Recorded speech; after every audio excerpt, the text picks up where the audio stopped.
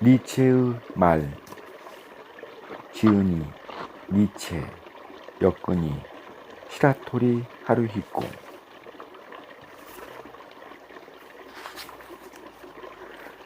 아직 아무것도 하지 않은 자신을, 아직 아무런 실적도 이루지 못한 자신을 인간으로서 존경하는 것이다. 자신을 존경하면 악한 일은 결코 행하지 않는다. 인간으로서 손가락질 당할 행동 따위는 하지 않게 된다.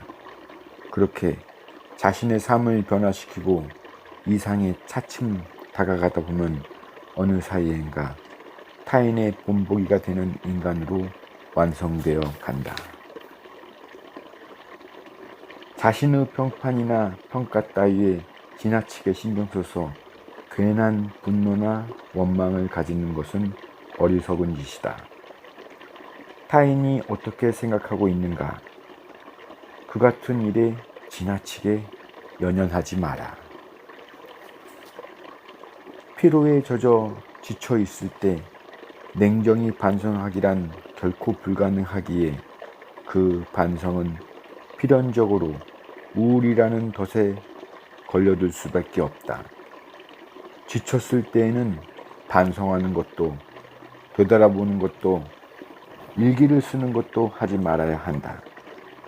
활기차게 활동하거나 무엇인가에 흠뻑 빠져 힘을 쏟고 있을 때, 즐기고 있을 때에는 어느 누구도 반성하거나 되돌아보지 않는다. 그렇게 스스로가 한심하게 여겨지고 사람에 대한 증오심이 느껴질 때에는 자신이 지쳐있다는 신호라 여기고 그저 충분한 휴식을 취하라. 그것이 스스로를 위한 최선의 배려다. 자기 혐오에 빠졌을 때, 모든 것이 귀찮아질 때, 무엇을 해도 도무지 기운이 나지 않을 때, 활기를 되찾기 위해서는 무엇을 하면 좋을까? 그 어떤 것보다도 제대로 된 식사를 하고 휴식을 취한 뒤 깊은 잠을 청하는 것이 가장 좋은 해결법이다. 그것도 평소보다 훨씬 많이. 그런 후 잠에서 깨어나면 새로운 기운으로 충만해진 다른 자신을 발견할 것이다.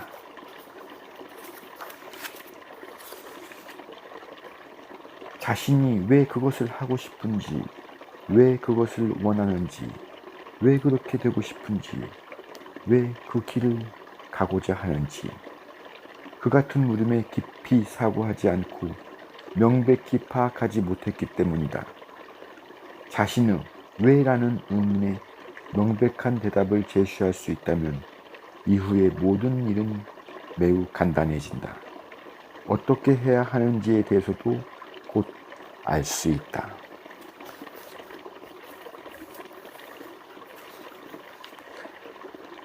타인의 신뢰를 얻고자 한다면 말로 자신을 강조할 것이 아니라 행동으로 보여주는 수밖에 없다.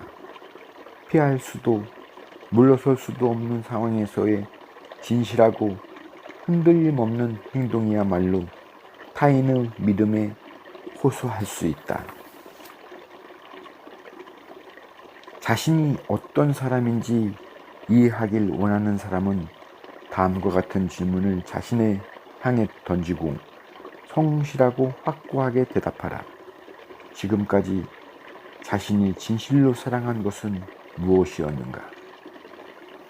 자신의 영혼이 더 높은 차원을 향하도록 이끌어준 것은 무엇이었는가? 무엇이 자신의 마음을 가득 채우고 기쁨을 안겨주었는가? 지금까지 자신은 어떠한 것에 몰입하였는가? 이들 질문에 대답하였을 때 자신의 본질이 뚜렷해질 것이다. 그것이 바로 당신이다. 마음이 불쾌해지는 가장 큰 이유 중 하나는 자신이 이룬 것, 자신이 창조한 것에 사람들에게 별다른 도움이 되지 않는다고 느끼기 때문이다. 늘 기분 좋은 인생을 살아가기 위한 요령은 타인을 돕거나 누군가의 힘이 되어주는 것이라고 할 수 있다. 그것으로 존재의 의미를 실감하고 순수한 기쁨을 누리게 된다. 자신을 진정으로 사랑하기 위해서는 먼저 자신의 힘만으로 무엇인가에 온 노력을 쏟아야 한다. 자신의 다리로 높은 곳을 향해 걷지 않으면 안 된다. 그것에는 분명 고통이 따른다. 그러나 그것은 마음의 근육을 단련시키는 고통이다. 풍요로운 대상물을 찾을 것이 아니라 자신을 풍요롭게 만들어야 한다. 그것만이 자신의 능력을 높이는 최고의 방법이요, 인생을 풍요롭게 살아가는 방법이다.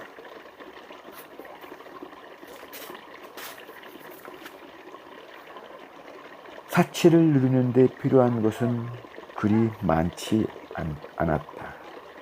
아담한 정원, 그곳에 심어진 몇 그루의 무화과, 여기에 약간의 치즈와 서너 명의 친구만 있으면 충분했다.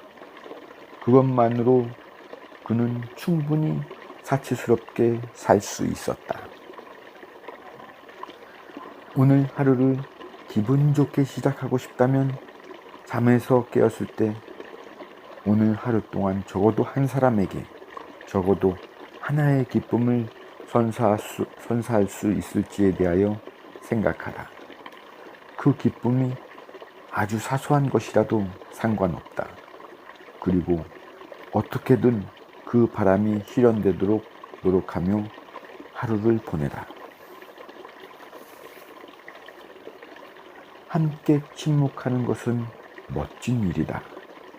더 멋진 일은 함께 웃는 것이다. 두 사람 이상이 함께 동일한 체험을 하고 함께 감동하고 울고 웃으며 같은 시간을 함께 살아간다는 것은 너무도 멋진 일이다. 시작한 지 얼마 되지 않은 침은 언제나 변함없이 참을 수 없을 만큼 굉장한 즐거움을 선사한다. 그렇기 때문에 사람은 배울 수 있다. 누군가에게 기쁨을 선사하는 행위는 자신까지도 기쁨으로 충만케 한다.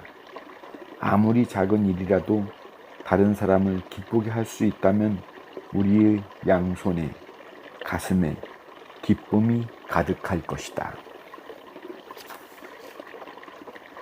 가정 내에 즐겁지 않은 사람이 단 한 사람만 있어도 모든 이가 우울해지고 가정은 묵직한 어둠이 드리워진 불쾌한 곳이 되어버린다. 그룹이나 조직도 마찬가지다. 가능한 한 행복하게 살아라. 모든 것의 시작은 위험하다.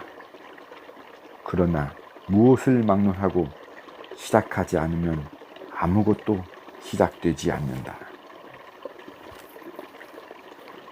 여행지에서의 만남과 체험을 즐기는 여행자도 있다. 나아가 여행지에서의 관찰과 체험을 그대로 멈춰두지 않고 자신의 업무나 생활 속에 살려 풍요로워지는 사람도 있다. 인생이라는 여로에서도 그것은 마찬가지다. 그때그때의 체험과 보고 들은 것을 그저 기념물로만 간직한다면 실제 인생은 정해진 일만 반복될 뿐이다. 그렇기에 어떤 일이든 다시 시작되는 내일의 나날에 활용하고 늘 자신을 개척해가는 자세를 갖는 것이야말로 인생을 최고로 여행하는 방법이다. 인생을 쉽게 그리고 안락하게 보내고 싶은가? 그렇다면 무리짓지 않고서는 한시도 견디지 못하는 사람들 속에 섞여 있으면 된다. 언제나 군중과 함께 있으면서 끝내 자신이라는 존재를 잊고 살아가면 된다. 허물을 벗지 않는 뱀은 결국 죽고 만다. 인간도 완전히 이와 같다. 낡은 사고의 허물 속에 언제까지고 갇혀 있으면 성장은 고사하고 안쪽부터 썩기 시작해 끝내 죽고 만다. 늘 새롭게 살아가기 위해 우리는 사고의 신진대사를 하지 않으면 안 된다.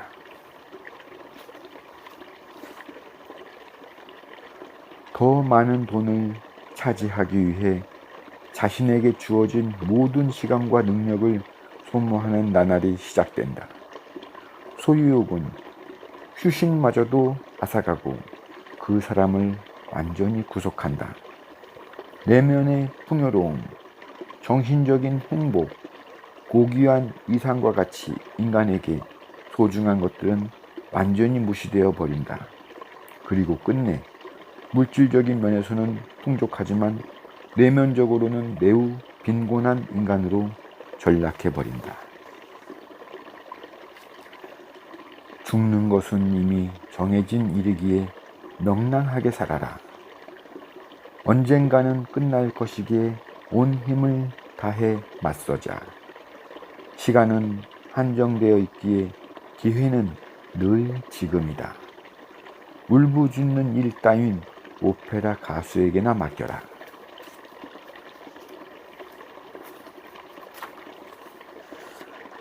본인 스스로가 경쾌한 마음을 가지고 있지 않다고 느낀다면 되도록 많은 지식과 만나고 많은 예술과 접하라. 그러면 그 마음에 서서히 경쾌함이 채워질 것이다. 우리들 한 사람 한 사람에게도 역사는 분명히 존재한다. 태만하게 보일 것인가, 혹은 용맹스럽게 도전할 것인가, 어제보다 좀 더 나은 방법을 생각해 무언가를 할 것인가, 그 같은 태도 하나하나가 자신의 매일의 역사를 만든다. 오늘부터는 하루에 10번 주위 사람들에게 기쁨을 안겨주는 말을 건네보라. 그러면 자신의 영혼이 치유될 뿐만 아니라 주위 사람들의 마음도 상황도 한결 나아질 것이다. 승리자는 예외 없이 우연이라는 것을 결코 믿지 않는다. 비록 그가 겸손한 마음의 우연성을 입에 담는다고 해도 말이다. 상대가 너무 강하기 때문에, 지금까지 없던 공경에 빠져 있기 때문에, 상황이 너무 나쁘기 때문에, 역전할 수 있는 조건이 갖춰져 있지 않기 때문에 패배하는 것이 아니다.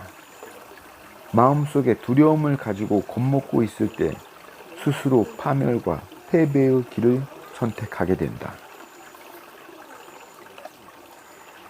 대부분의 사람은 사물이나 상황 그 자체를 보지 않는다. 그것에 사로잡힌 자신의 생각이나 집착, 고집, 그 상황에 대한 자신의 감정 또는 머릿속에 멋대로 떠올린 상상을 본다. 제시받은 어떤 안에 대하여 반대하는 경우 찬찬히 사고한 뒤에 확고한 근거를 가지고 반대하는 사람은 매우 드물다. 대부분의 사람은 그 안이나 의견을 말하는 발표자의 태도, 말투, 성격 또는 분위기에 대한 반발심에서 반대한다. 그 같은 사실을 알고 나면 대부분의 사람을 자기 편으로 만드는 방법이 무엇인지를 자연히 터득하게 된다. 표현하는 방법, 설득하는 방법, 발언에 대한 기술적인 것에도 분명 고심할 필요가 있다. 하지만 기술로는 미치지 못하는 것, 결국 의견을 말하는 사람의 성격이나 용모, 인품, 생활 태도가 가장 큰 영향을 미친다. 인간으로서 끊임없이 성장하는 사람은 계속적으로 변화하기에 똑같은 사물을 가지고 있어도 조금도 실증을 느끼지 않는다. 평소처럼 의연할 수 없다면 그것은 우리가 지쳐 있다는 증거다. 지쳐 있을 때 우리들은 한숨 짓고 불평을 늘어놓고 후회하고 빙글빙글 비슷한 것들만 생각한다. 그러는 가운데 우울한 것과 어두운 것이 머릿속을 멋대로 휘젓고 다니게 된다.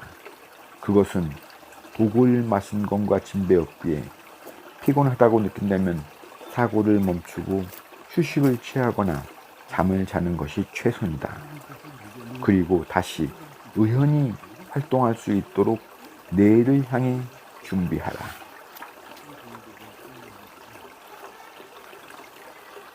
누군가를 친구로 삼는다는 것은 자신이 그 친구 안에 존경할 만한 그 무엇, 인간으로서 어떤 동경을 품고 있음을 뜻한다. 그러기에 친구를 사귀고 이야기를 나누고 서로를 존경하는 것은 높은 곳을 향함에 있어 반드시 필요한 일이다.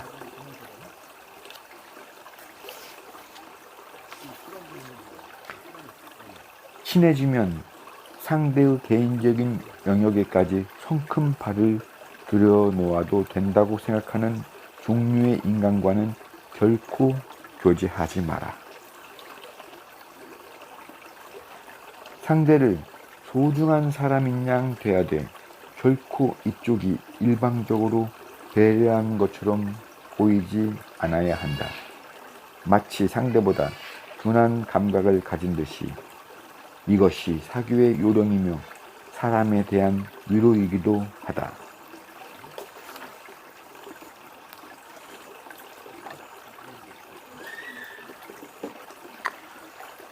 같은 생각을 가진 사람만이 모여 서로를 인정하고 만족하면 그곳은 뻔뻔한 폐쇄 공간이 되어버려 더 이상 새로운 사고나 발상이 나오지 않게 된다. 또한 조직의 연장자가 자신의 사고와 똑같은 의견을 가진 젊은이만을 육성하게 되면 조직도 젊은이도 완전히 망가지고 만다. 비판이라는 바람이 불어오지 않는 폐쇄적인 곳에는 반드시 부패와 추락이 태어나 거침없이 자란다. 비판은 깊은 의심에서 나온 심술이나 고약한 의견 따위가 아니다. 비판은 바람이다. 이 말을 시원하게 시키기도 눅눅한 곳을 건조시키기도 하여 나쁜 균의 번식을 억제하는 역할을 한다. 그렇기에 비판은 쉼없이 들을수록 좋다. 차분히 생각해보라. 가짜 교사가 가르치는 것은 모두 가치 판단일 뿐이다. 그들은 인간과 사물에 대한 본질을 어떻게 파악할 것인가에 대해서는 조금도 가르쳐주지 않는다. 이렇듯 인생의 본질마저 모르고 살아가도 좋은가? 한번 뱉은 말을 단호하게 실행하는 것은 일종의 완고함은 아닌지, 감정적인 행위나 고집의 표출은 아닌지, 그런 식으로 행동하는 이면에 명예심과 같은 허영심이 감춰져 있는 것은 아닌지, 행위를 할 것인가 말 것인가는 좀 더 다른 이성적인 시점에서 그 행위가 진정 바람직한가 아닌가를 파악한 뒤에 행해야 하지 않을까? 빚진 것을 돌려줄 때에는 과거에 자신이 받았던 것보다 더 충분히, 더 넉넉히 되돌려 주어라. 더해준 부분은 도움을 주었던 상대에게 이자로 돌아가 그를 기쁘게 할 것이다. 이것은 갚는 쪽에서도 기쁨을 안겨준다. 되돌려주는 사람은 좀 더 많이 되갚음으로써 과거 도움을 청했을 당시의 초라함과 작은 굴욕감을 넉넉한 양으로 되사게 된다. 누군가에게 어떠한 소식을 전할 때에는 요령이 있다. 새로운 사건이나 사고, 상대가 놀랄 만한 사항을 전할 때에는 주위가 그것을 너무나 잘 알고 있는 조금 오래된 일인 양 전하는 것이다. 그러면 상대는 그것을 선뜻 받아들이게 된다. 이런 방식을 취하지 않고 새로운 사건을 전하면 상대는 자신이 그것을 알지 못했다는 사실에 열등감을 느끼고 그로 인해 밀려드는 분노를 상대에게 드러낸다. 인간 역시 자연의 일부, 자연 속에 포함된 존재이다. 그러기에 우리들이 가지고 있는 자연적 성향은 본래 마땅히 모욕해야 할 것이 아니라 말할 수 있다. 연못과 늪이 그 혼탁함으로 인해 바닥이 보이지 않으면 사람들은 알 수 없는 늪의 깊이에 두려움을 느낀다. 카리스마 있는 인물이라 불리는 사람은 사람에 대한 두려움이란 그 정도의 것이다. 많은 체험을 했을지라도 이후에 그것을 곰곰이 고찰하지 않는다면 무용지물이 될 뿐이다. 어떤 체험을 하든지 깊이 사고하지 않으면 꼭꼭 씹어먹지 않으면 설사를 거듭하게 된다. 결국 아무것도 배우지 못하며 무엇도 자신의 것으로 만들지 못한다. 경쟁에서 종이 한 장 차이, 즉 간바르 차이로 상대를 이기는 것은 그다지 좋은 것이 아니다. 이길 것이라면 근소한 차이가 아니라 압도적으로 이겨야 한다. 그래야 패자 역시 약간의 차이로 졌다는 분한 마음이나 자책하는 마음을 가지지 않는다. 오히려 깨끗하고 서슴없이 상대의 승리를 칭송할 수 있다. 난간으로 인해 나름의 안정감을 얻을 수는 있다. 이러한 난간처럼 부모, 교사, 친구는 우리에게 보호받고 있다는 안도감과 안정감을 안겨준다.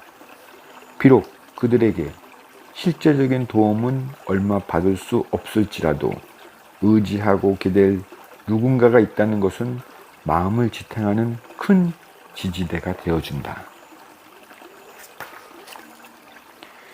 영특하지만 늘 아직 어리다 라는 말을 듣고 어딘지 가볍게 보이는 취약점도 필요하다. 예리하면서도 어느 정도 둔한 면이 있어야 애교스러운 이로 여겨져 사람들의 사랑을 받고 누군가가 도움을 주기도 하며 편을 들어줄 여지도 생긴다. 이것은 영특하기만 했을 때보다 훨씬 많은 것을 얻게 한다.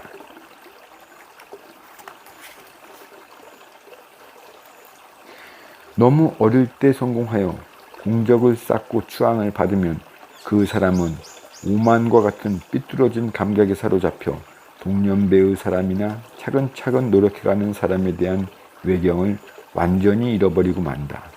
뿐만 아니라 성숙의 의미를 이해하지 못하며 성숙에 의해 유지되는 문화적 환경에서도 자연히 멀어진다. 타인은 시간의 흐름과 함께 성공을 이루고 일의 깊이를 더하는데 자신은 그것을 이루지 못하고 언제까지나 어린아이처럼 과거의 성공과 공적을 간판으로 삼으려는 인간이 되어버린다.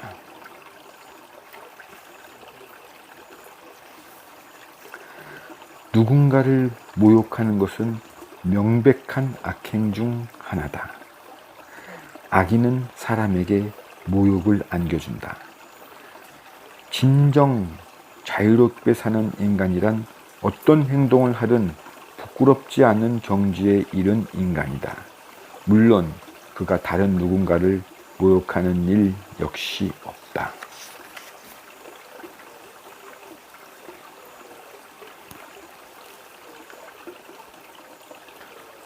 처음 듣는 음악의 경우 우리는 그 익숙하지 않은 것을 꺼리지 않고 일단 마지막까지 듣는 인내와 노력, 관용을 가져야만 한다. 그것을 반복함으로써 친밀감이 생기고 이윽고 그 음악의 매력을 조금씩 발견하게 된다. 그럼으로써 음악이 가진 깊은 아름다움을 발굴해내고 그것을 사랑하게 되며 그 음악이 자신에게 없어서는 안 되는 것이 되어간다. 이것은 비단 음악에 관한 이야기가 아니다. 우리는 사랑에 대해서도 처음에 낯설음에서 출발하여 사랑을 배우는 길을 걸어왔다. 이를 사랑하는 경우에도, 자신을 사랑하는 경우에도, 다른 누군가를 사랑하는 경우에도 마찬가지다. 사랑은 언제까지고 이처럼 배움의 길을 걷는 모습을 보여준다. 사랑이 그런 어리석은 것이기에 모든 사람에게 기분 좋은 것이다. 사랑은 영원한 꽃다발을 들고 우매할 만큼 아낌없이 사랑하지 않고는 견딜 수 없는 것이다. 그 상대가 누구든 사랑할 가치가 없는 자일지라도 공정한 인간일지라도 사랑을 주어도 절대 감사 따윈 하지 않을 사람일지라도 비는 선인에 의해서 악인에 의해도 차별하지 않고 내린다. 사랑도 그와 같아서 상대를 선택하지 않고 온몸을 적시고 만다.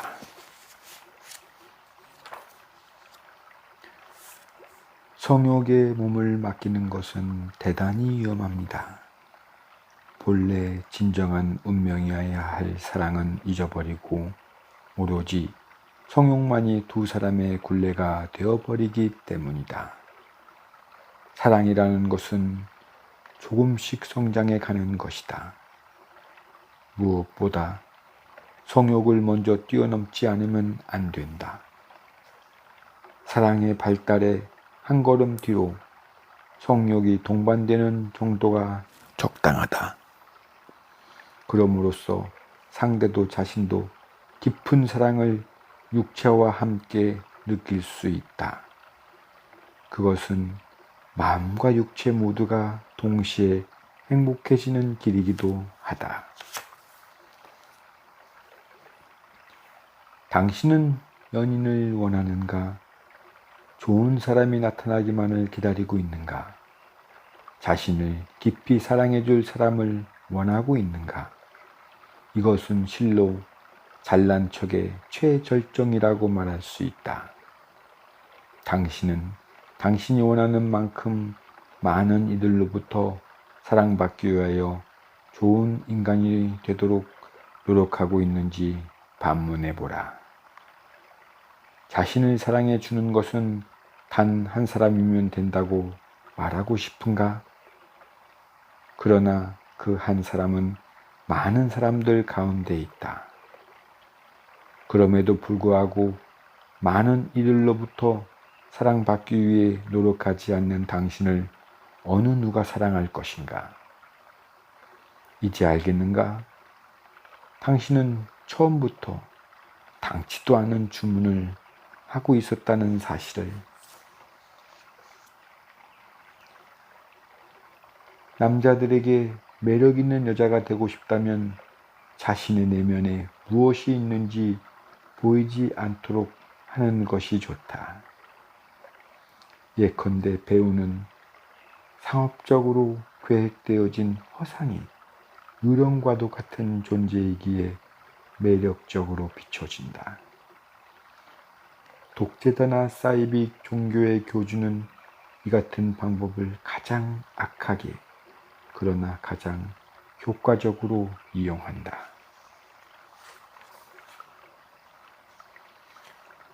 사랑이란 자신과 다른 방식으로 느끼며 다르게 살아가는 사람을 이해하고 기뻐하는 것이다. 당신과 닮은 사람을 사랑하는 것이 아니라 자신과는 대립하여 살고 있는 사람에게 기쁨의 다리를 건네는 것이 사랑이다.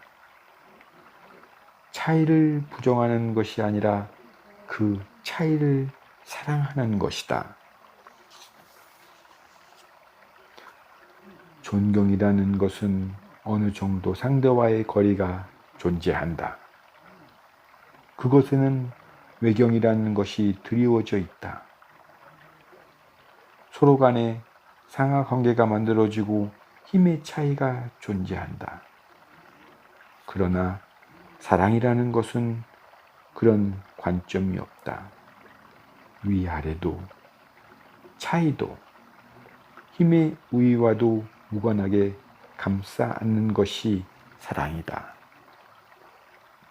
존경보다 사랑을 선택하는 것이 더 행복한 일이다. 최대의 오만은 무엇인가? 사랑받고자 하는 욕구다.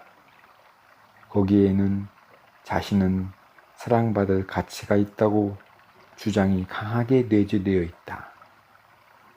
그런 사람은 자신을 다른 사람보다 높은 곳에 있는 특별한 존재라 생각한다. 자신만은 특별히 평가될 자격이 충분히 있다고 믿는 차별주의자다. 누군가를 사랑하게 되면 자신의 결점이나 마음에 들지 않는 부분을 상대에게 들키지 않으려고 처신한다. 이것은 허영심에서 나오는 것이 아니다. 사랑하는 사람을 상처 주지 않으려는 것이다. 그리고 상대가 언제나 그것을 알아차리고 혐오감을 갖기 전에 어떻게 해서든 스스로 결점을 고치려고 한다. 이러한 사람은 좋은 인간으로, 어쩌면 신과 비슷한 완전성에 끊임없이 다가가는 인간으로 성장할 수 있다.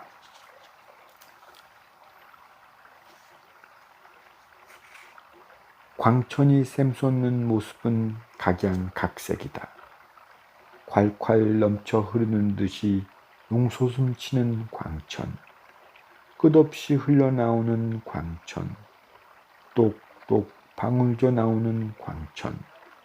광천의 가치를 모르는 사람은 물의 양으로 그 풍요로움을 판단한다.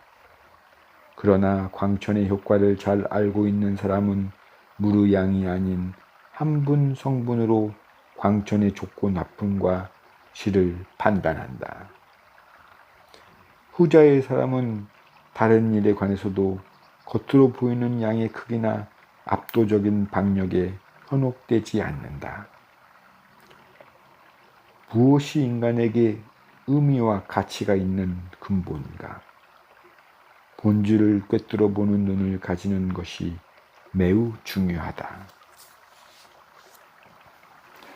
악이란 무엇인가? 사람을 모욕하는 것이다. 가장 인간적인 것이란 무엇인가? 어떤 사람에도 창피를 안겨주지 않는 것이다. 그리고 사람이 없는 자유란 무엇인가? 어떤 행위를 해도 자신에게 부끄럽지 않은 상태가 되는 것이다. 혹은 멀리 있는 누군가에 대하여 동정심을 갖기 위해서는 충분한 상상력이 필요하다. 상상력 또한 훌륭한 지성의 일부다.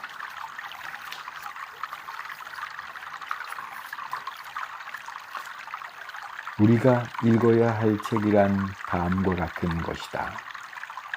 읽기 전과 읽은 후 세상이 완전히 달리 보이는 책. 우리들을 이 세상의 저편으로 데려다주는 책. 읽는 건반으로도 우리의 마음이 맑게 정화되는 듯 느껴지는 책. 새로운 지혜와 용기를 선사하는 책. 사랑과 미에 대한 새로운 인식, 새로운 관점을 안겨주는 책. 대부분의 독서는 많은 유익함을 가져다 준다. 특히 고전은 자양분으로 충만해 있다. 옛 서적을 읽는 것으로 우리는 지금 시대에서 멀리 날아갈 수 있으며 완전히 낯선 외국의 세계로 갈 수도 있다. 그런 뒤 다시 현실로 돌아왔을 때 무슨 일이 일어날까? 현대의 전체적인 모습이 지금까지보다 더욱 선명히 보인다. 이렇게 우리는 새로운 시점을 가지고 새로운 방법으로 현대를 접할 수 있게 된다. 막다른 길에 서 있다고 느낄 때 읽는 고전은 지성의 고향의 특효약이다. 고대 그리스가 그토록 고도의 문화를 유지하고 오랜 세월을 거치며 번영을 이룰 수 있었던 것은 외국의 문화와 교양을 골고루 흡수한 뒤 한층 더 발전시켰기 때문이다. 재능이나 기량을 충분히 갖추고 있어도 이를 완성시킬 수 없는 사람이 있다. 그는 시간을 믿고 완성을 기다리지 못한다. 자신이 손만 대면 무슨 일이든 완성된다고 믿는다. 그 때문에 언제나 어정쩡한 결과로 끝나버린다. 임무 수행에서도 작품 제작에서도 차분히 힘쓰는 것이 중요하다. 성급히 대처한다고 해서 보다 빨리 완성되는 것이 아니기 때문이다. 이 일을 완성하는 데에는 재능과 기량보다는 시간에 의한 숙성을 믿으며 끊임없이 걸어가는 인내의 기질이 결정적인 역할을 맡는다.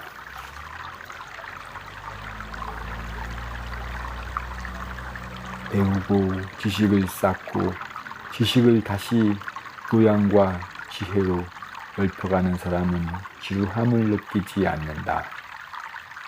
모든 것이 이전보다 한층 더 흥미로워지기 때문이다. 다른 사람과 같은 것을 보고 들어도 그 사람은 평범한 곳에서 교훈이나 단서를 간단히 찾아내고 사고의 틈새를 메울 그 무언가를 발견한다. 결국 그의 나날은 수수께끼 뿌리와 진배 없는 지식 획득의 재미로 채색되고 의미 있는 충만감으로 채워진다. 그에게 세계는 마치 식물학자가 정글 속에 있는 것처럼 흥미롭기 그지없는 탐험의 대상이다.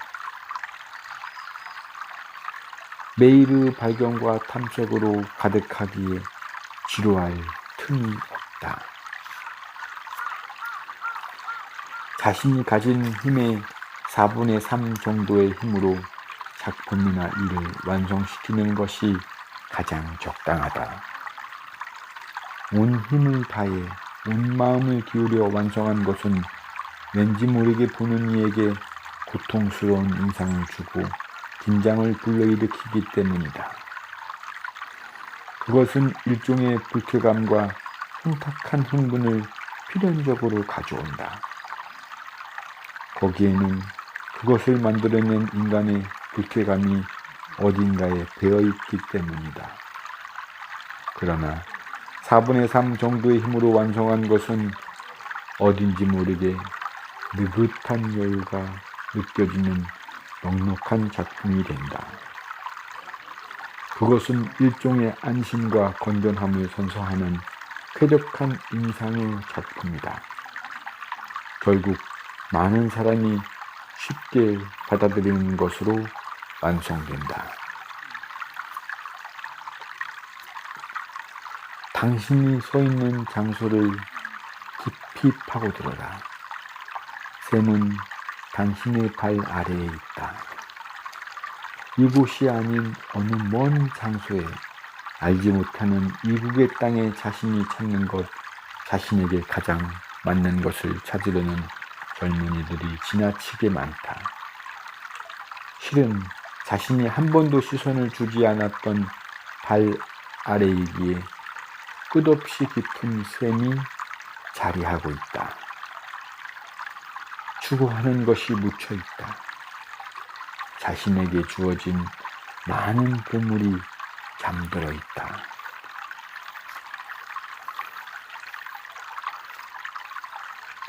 자신의 현명함을 서툴게 드러나면 머지않아 언젠가는 무형의 반발과 저항을 겪게 된다.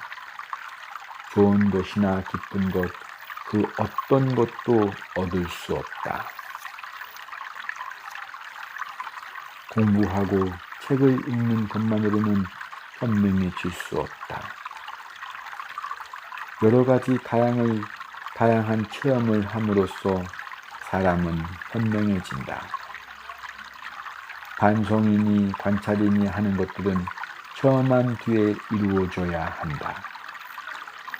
그곳에서 마침내 지혜라고 하는 것이 태어나기 때문이다.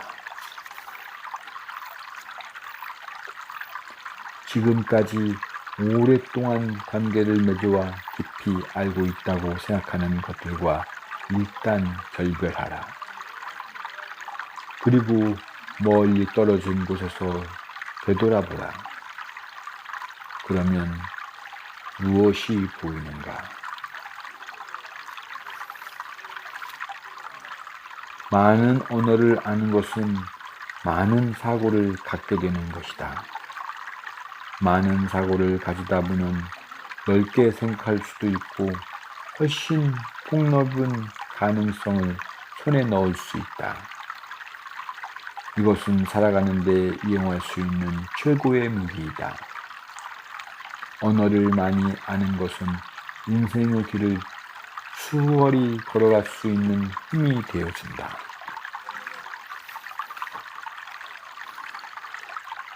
맛없게 이야기한 사람은 허세와 과장된 표현을 사용한다.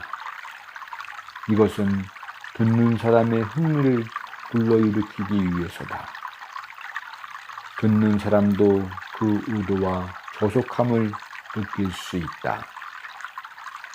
다른 한 사람은 진심 어린 흥미를 갖고 그것을 성실히 이야기한다. 거기에는 약삭빠른 행위가 없다. 따라서 듣는 사람은 그것의 진지함을 느끼고 화자가 가지고 있는 흥미 그 자체를 자신도 받아들이기 위해 상상력을 발휘하여 들으려 한다. 물론 이것은 책에도 통하고 배우의 연기에도 통하며 우리의 삶의 방식에도 통하는 이야기다.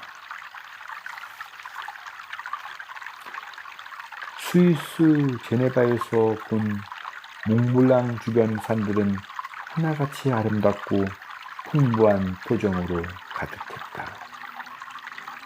그런데 몽블랑은 가장 높은 봉우리로 천연의 아름다움에 쌓여있다는 관광적인 지식 때문에 사람들은 눈은 몽블랑에만 머무른다. 이래서는 진정한 아름다움을 느낄 수 없다. 기술이 이미 숙련을 지나 노련의 영역에 이르는 것은 어떤 상태를 가리키는 것일까? 우선 일의 진행에 있어 실수가 없다. 그리고 실행에 옮길 때는 조금의 주저함도 없다.